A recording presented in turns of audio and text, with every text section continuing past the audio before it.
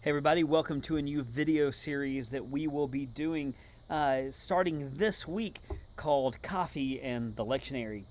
Every week, myself and sometimes Deacon Jeff, when he's available, will grab a cup of coffee and we'll talk about this week's gospel lesson from the lectionary reading for this Sunday. So, welcome to the first episode of Coffee and the Lectionary.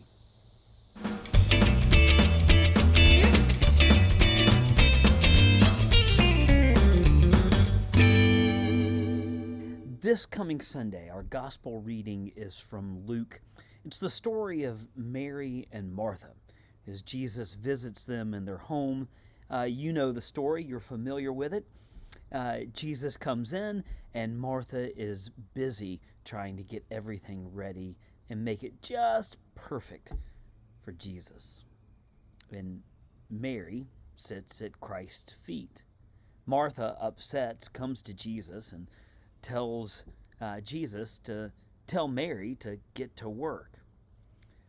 Jesus says, Martha, you are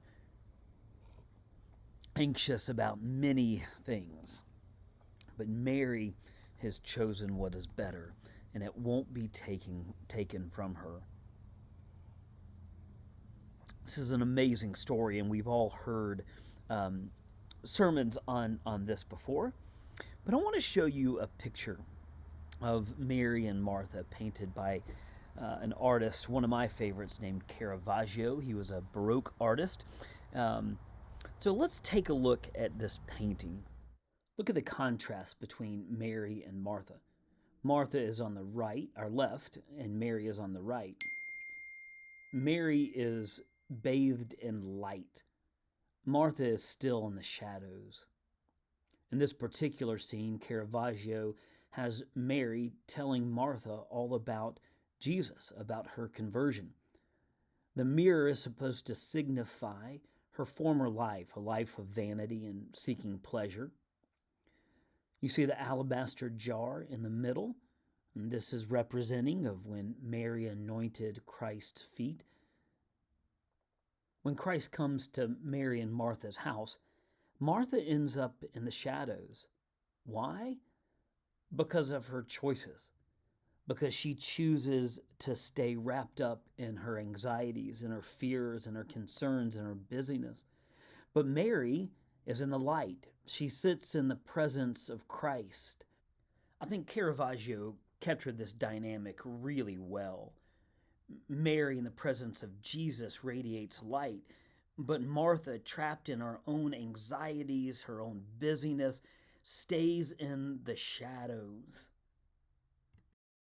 Isn't this true of us?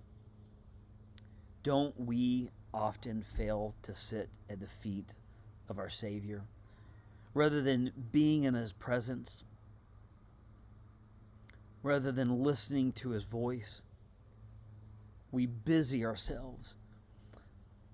We end up bathed in darkness rather than light. And we end up anxious, worried, and pointing our fingers at other people. My hope and my prayer for you and for me is that we would cast our anxieties to Christ, come into the light of His presence, sit at His feet, and be fed and nourished by Christ Himself. All right, folks, that's it for today.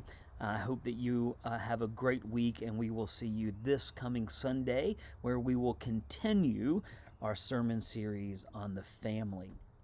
Take care, and God bless.